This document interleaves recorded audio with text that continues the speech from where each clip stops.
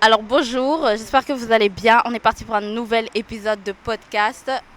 Avec moi, une invitée. Attends, c'est un test. Oh, j'ai plus à commencer mon wesh. Une invitée, voici Anne-Carel. Bonjour tout le monde, j'espère que vous allez bien. Alors aujourd'hui, comme je vous l'ai dit, c'est le troisième épisode de mon podcast. Alors vous entendez peut-être un peu de bruit ou pas. Bah en fait c'est parce qu'on est en extérieur, on est en face to face. Je vous avais dit au premier podcast que je voulais qu'on soit un peu face to face, rencontrer les gens. Et moi je suis super contente. La première personne que je vois, c'est une pote à moi, elle s'appelle Anne Carel. C'est quelqu'un qui est très inspirant. Moi je l'aime beaucoup. Et j'avais super hâte en fait de discuter avec elle. Dis bonjour Anne-Carré. Bonjour, bonjour. Ça va? Ça va et toi? Ça va, ça va. Allez, c'est parti. Alors j'ai préparé plein de questions pour toi. Ok. Différentes questions. Vraiment, je pense que c'est comme on allait se voir, je l'ai préparé vraiment. Je me suis posée, je me dis qu'est-ce que je vais poser à Anne-Carrel en fait aujourd'hui. Alors, je sais pas, est-ce que tu veux d'abord me parler un peu de toi? Bah écoutez, moi déjà j'ai 18 ans, j'écris des poèmes. Il y aura quelques projets qui seront en cours, mais faut que j'ai comme Marianne l'a dit, je suis son amie et je suis très très très très fière de ce qu'elle fait. Et là, ce que je fais, là je suis juste étudiante.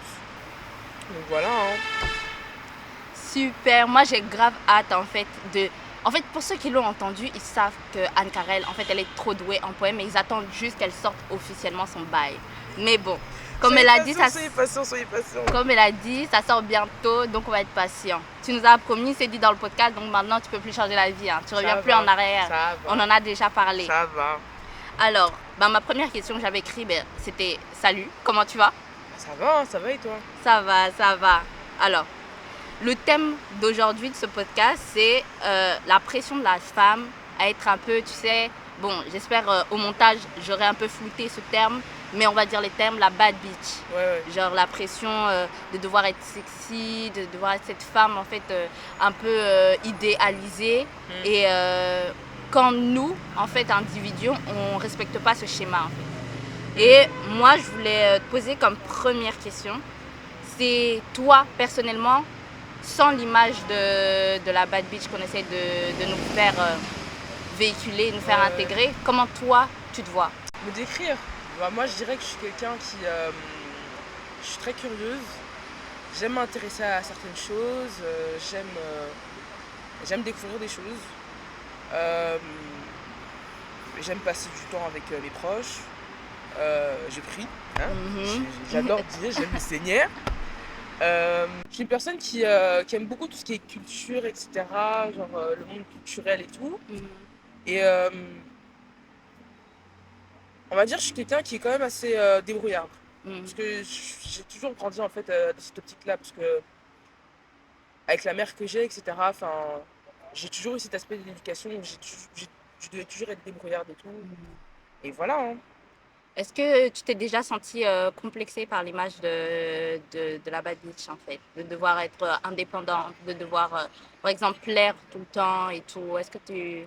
En soi, c'est vrai que dans la société, je trouve que la femme a toujours cette pression de plaire aux hommes. Mais je dis pas en général, mais c'est plus. Il y a certaines femmes qui le ressentent comme ça, et il y a d'autres femmes qui aiment se plaire pour elles, etc. Et tout. Et en soi, je ne suis jamais sentie. Enfin, pas en mode tout ce qui concerne le terme bad bitch en soi, parce que je ne me suis jamais considérée comme ça. Mais tout ce qui est en termes de plaire, etc., c'est vrai que enfin, c'est assez complexe. C'est assez compliqué.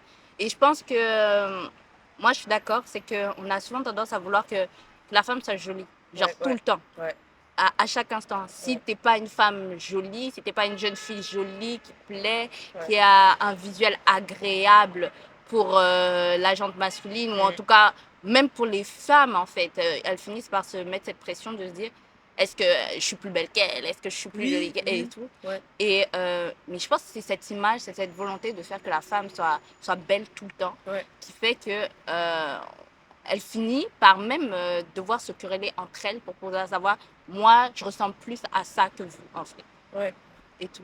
Et moi, je trouve ça assez dommage. ouais, ouais. Et je trouve ça blesse, hein. Ça Mm, blesse mm, mm.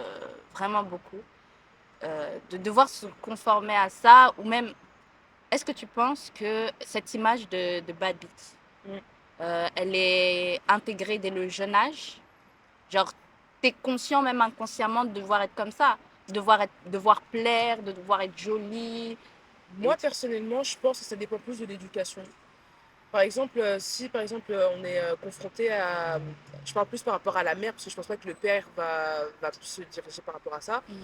Mais par exemple, s'il y a une maman qui s'est toujours considérée coquette, etc. Et je dis pas que c'est dans tous les cas, hein, mais c'est par exemple, voilà, faut que par exemple la mère va toujours inculquer, on va dire, cette éducation à sa fille en disant oui, si par exemple tu veux plaire à un garçon, il faut que tu fasses ci, il faut que tu fasses ci, il faut que tu fasses ça. Et c'est là qu'en grandissant, en fait, la fille va dire, bah, en fait, ma mère, elle a raison, il faut que je fasse ci, il faut que je fasse ci, il faut que je fasse ça, et ça va rester ancré en elle.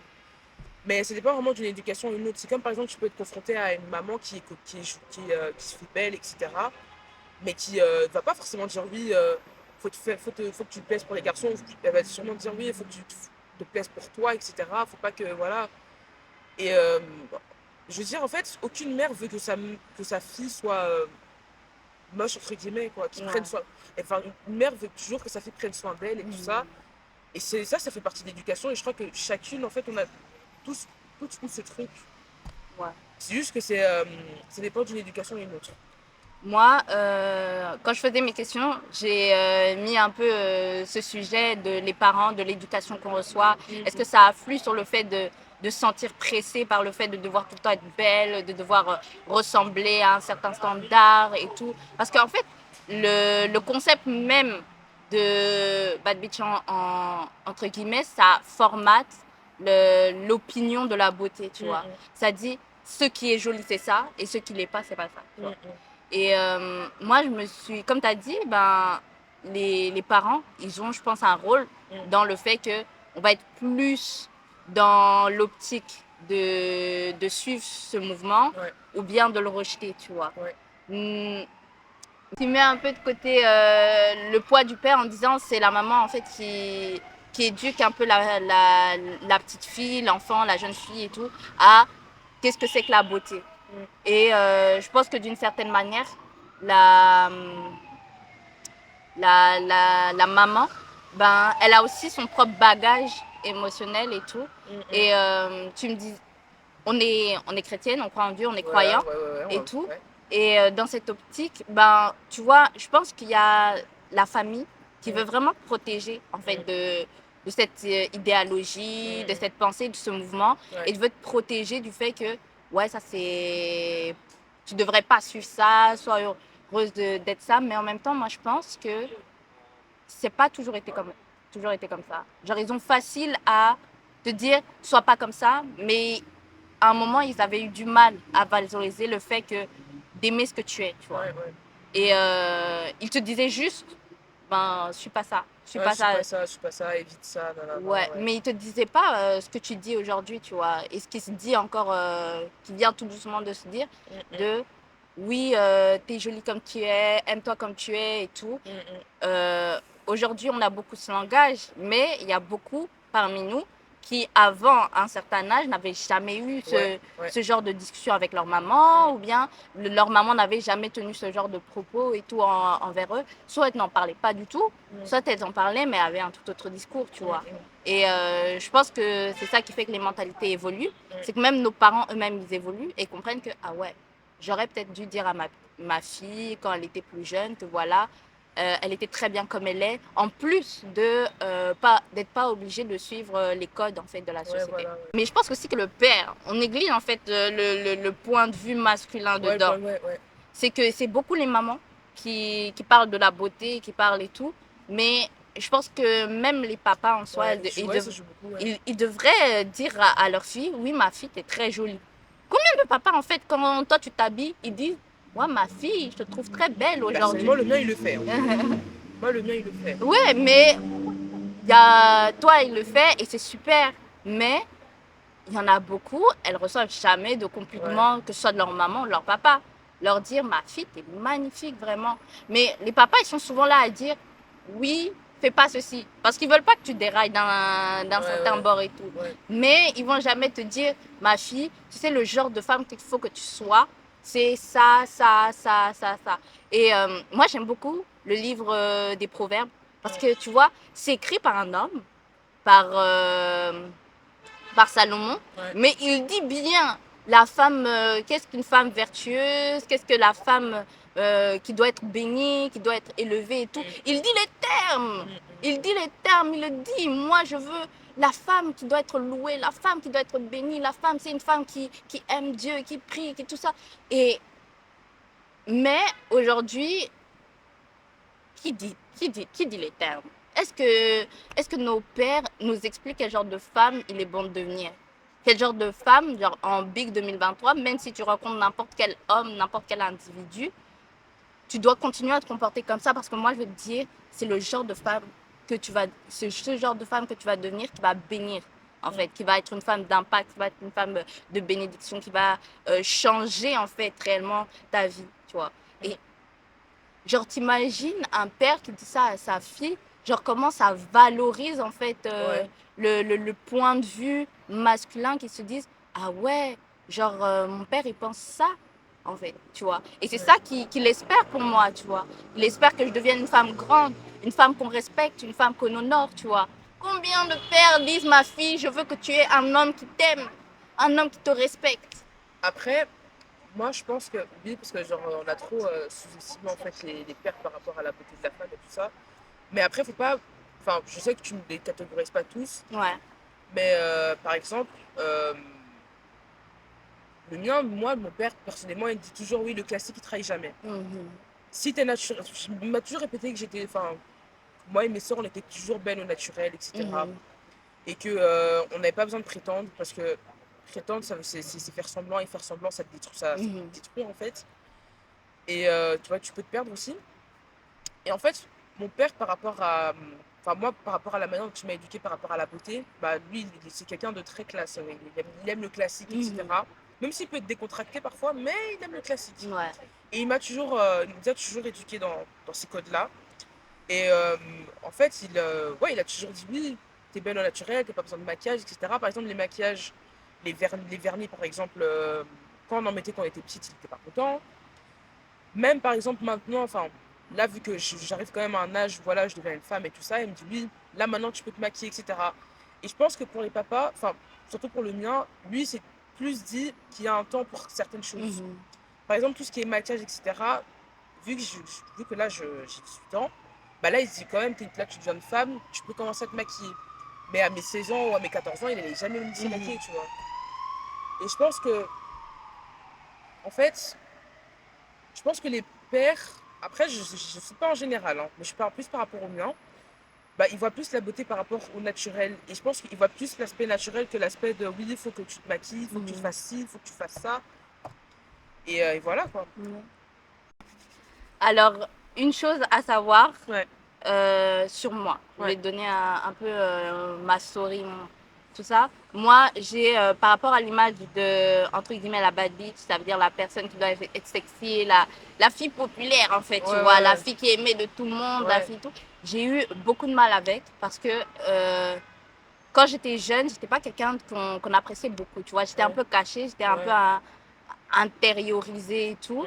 Et donc, la personne que je suis et tout était beaucoup cachée.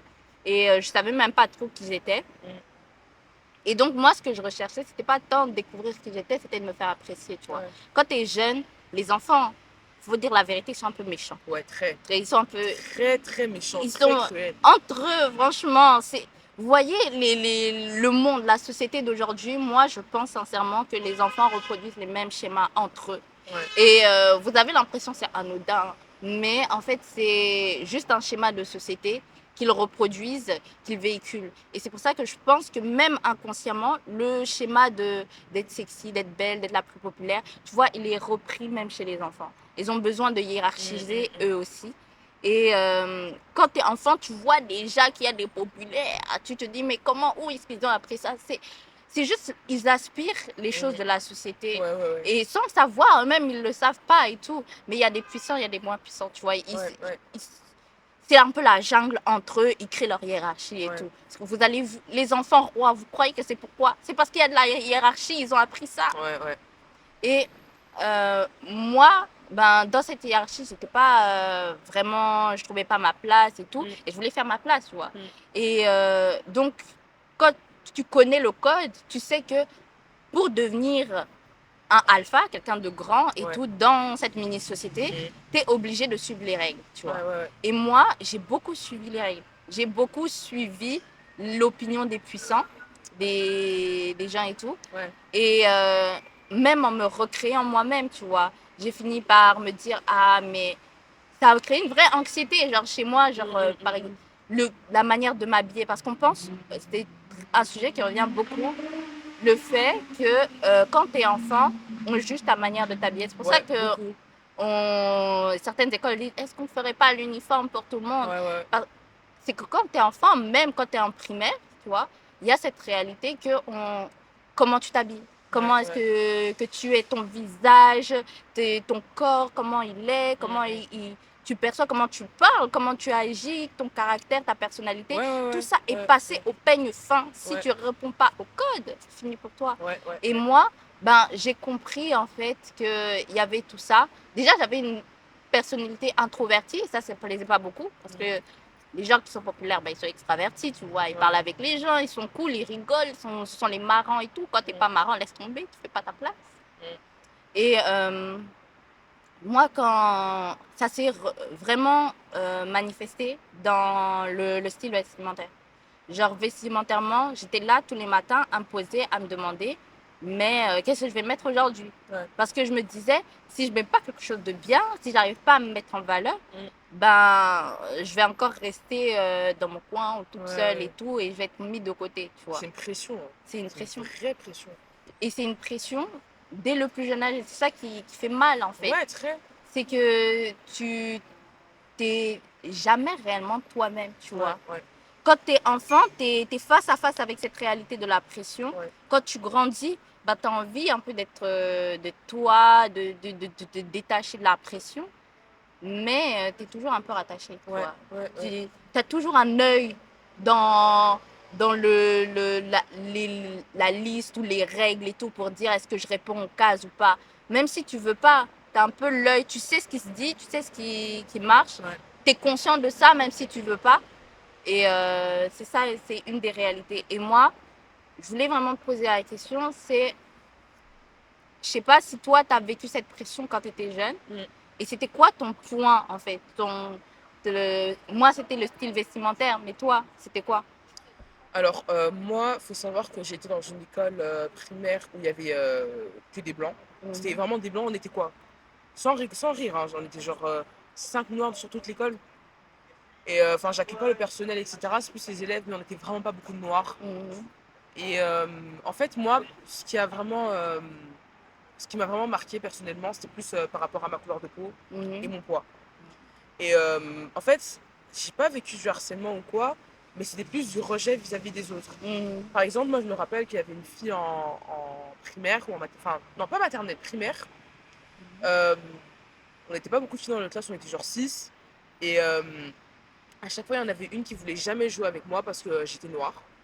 Ou alors, il y avait d'autres camarades d'autres classes qui, à chaque fois, m'embêtaient tout le temps, etc. Tout le temps, tout le temps, tout le temps, tout le temps. Et ça, en fait, enfin, il y avait des fois où je regardais mes copines et je me suis dit, mais en fait, pourquoi je suis pas blanche? Pourquoi j'ai pas des cheveux blonds? Pourquoi j'ai pas des cheveux lisses? Pourquoi je suis pas mince? Etc. Il m'est arrivé une fois, et ça, c'est un truc que je n'oublierai jamais. Je me rappelle qu'il y avait un moment, j'étais dans ma salle de bain, je sais plus j'avais quel âge, mais ça attendait entre 5 et 10 ans. J'étais dans ma salle de bain et tout, et je mettais de la crème, parce que la crème c'est blanc, et je me suis mis partout alors, pour me dire, mais en fait, c'est comme ça, je vais devenir blanche.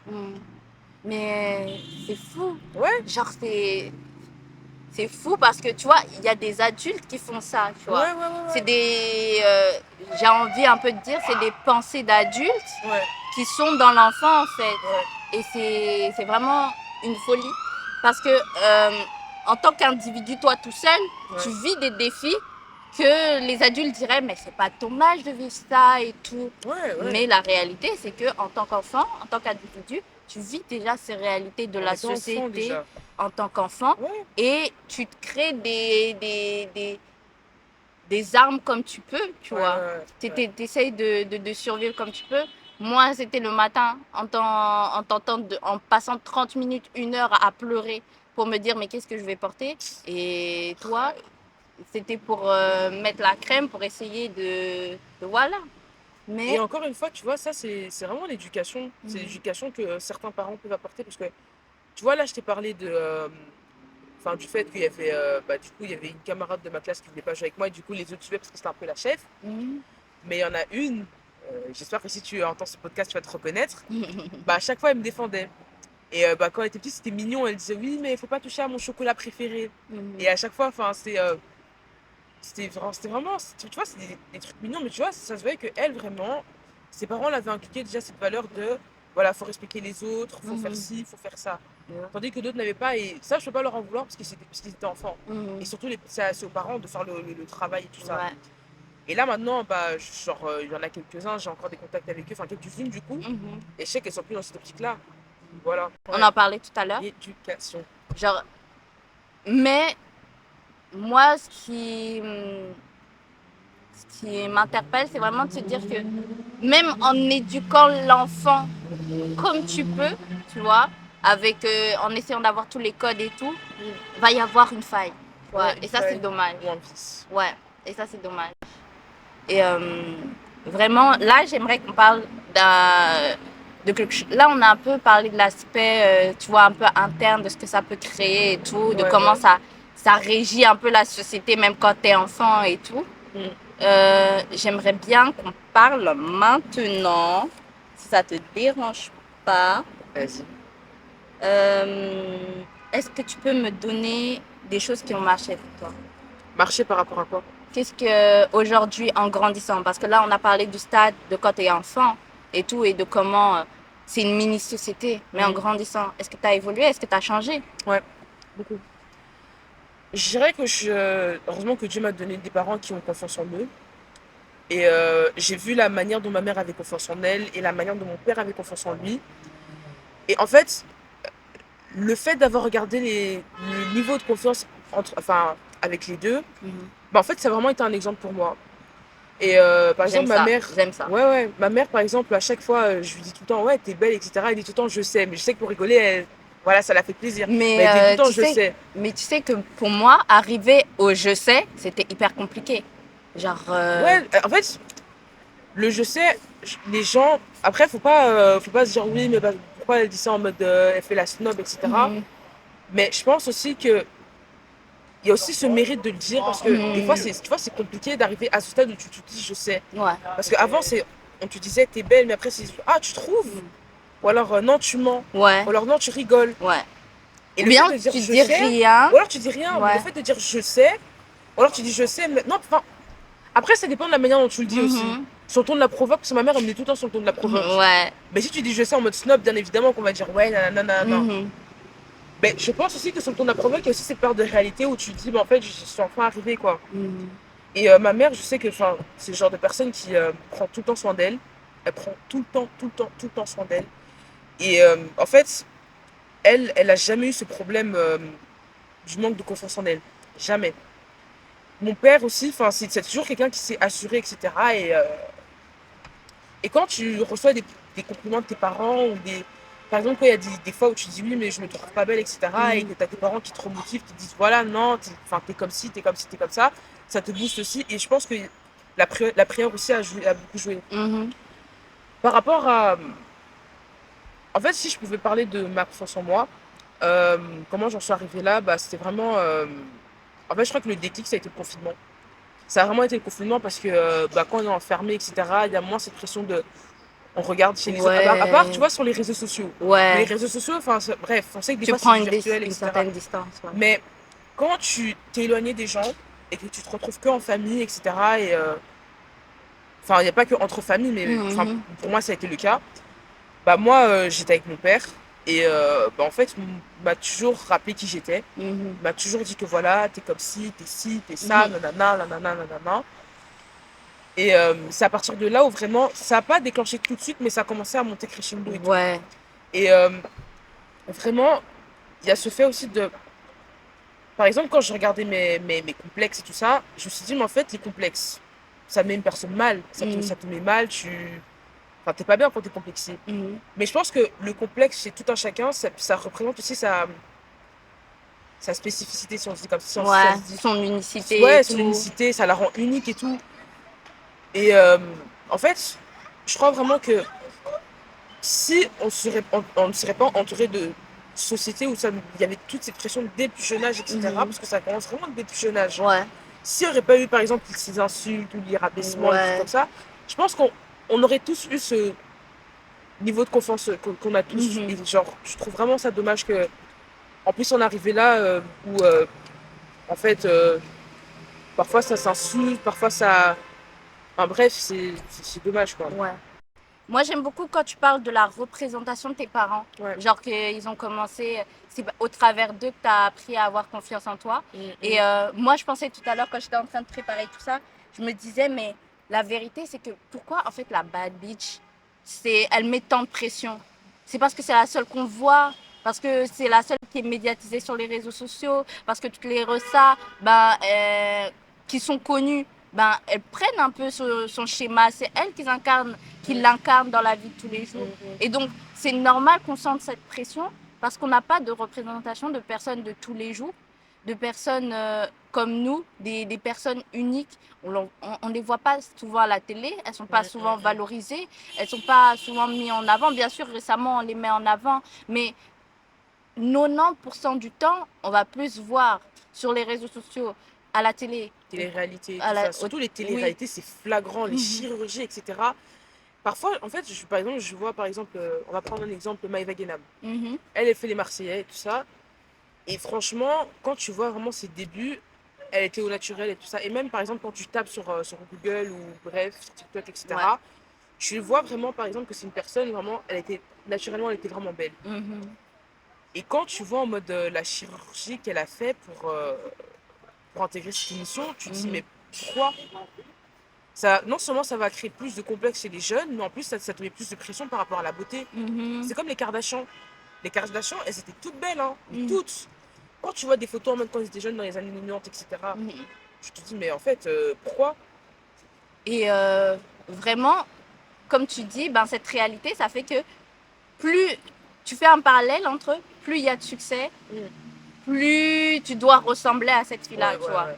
Et donc, le succès et cette fille ont une corrélation. Genre, tu peux pas avoir du succès si tu ressembles pas à cette fille, tu Ouais, vois. ouais, ouais. Et comme on voit ces schémas se répéter tout le temps, tout le temps, tout le temps, tout le temps, avec plein de restats, avec toutes sortes de personnes et tout, on se dit, mais en fait, c'est un passe-droit. Ouais. Genre, c'est le ticket d'entrée du succès, tu Voilà, vois. c'est le critère de beauté. Ouais, Critère de beauté. et on le voit aussi dans l'enfance, on en parlait tout à l'heure, si t'es pas ceci, t'as pas le succès, t'as pas la réussite.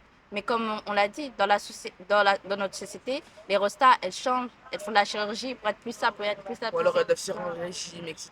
Oui, Nanana. tout, pour avoir plus de notoriété et tout, ou quoi. Et il y a ce parallèle que même les enfants font maintenant pour être connus, pour être bien, pour être juste, entre guillemets, toi-même sans être toi-même, il faut absolument que tu aies ça, ça, ça, ça.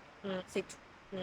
Et moi, j'aime bien quand tu dis que tu as retrouvé de la force dans tes parents, Ouais, ouais. de comprendre que, ah ouais, ils s'aiment comme ils sont et tout.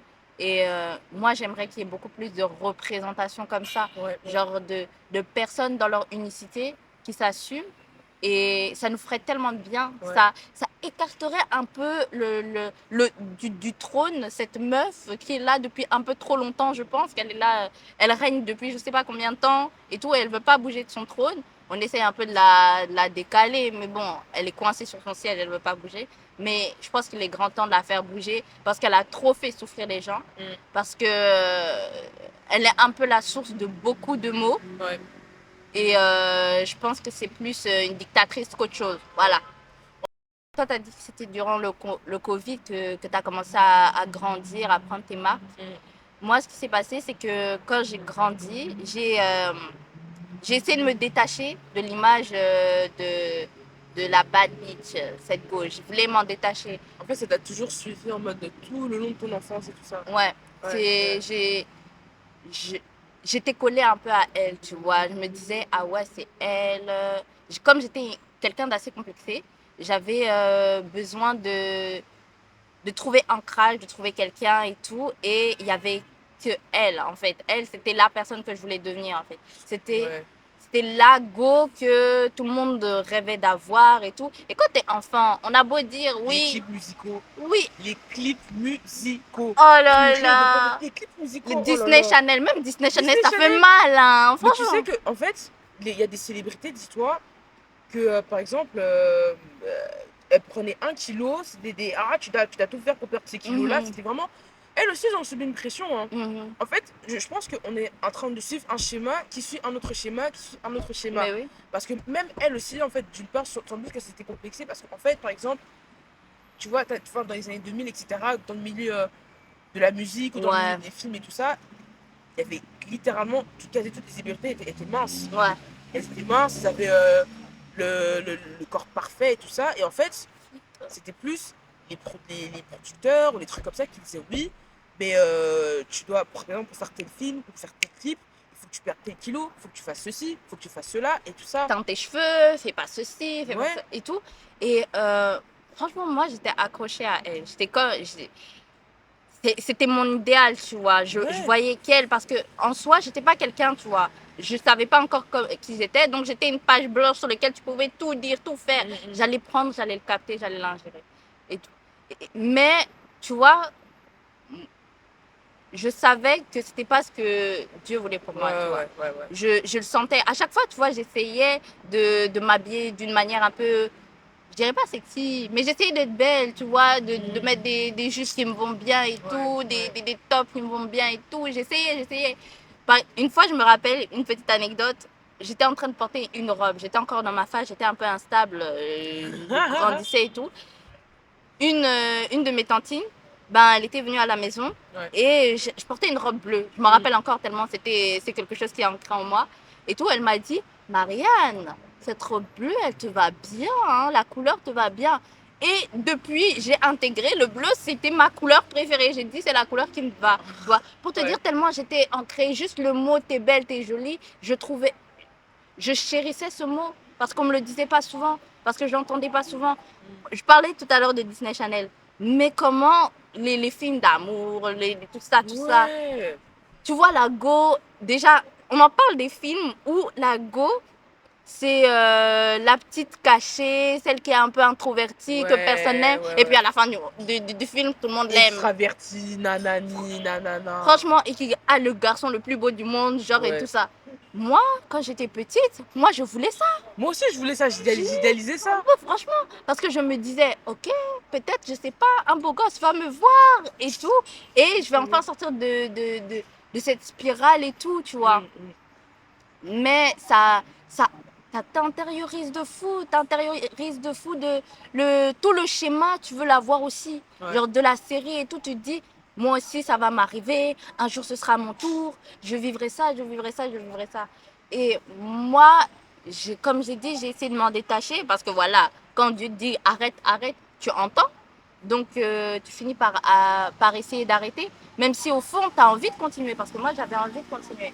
Dieu, il me disait, oui, arrête, et je sentais que j'étais pas à l'aise dans cette image, tu vois, que c'était pas fait pour moi, que c'était pas celle que je devais être et tout.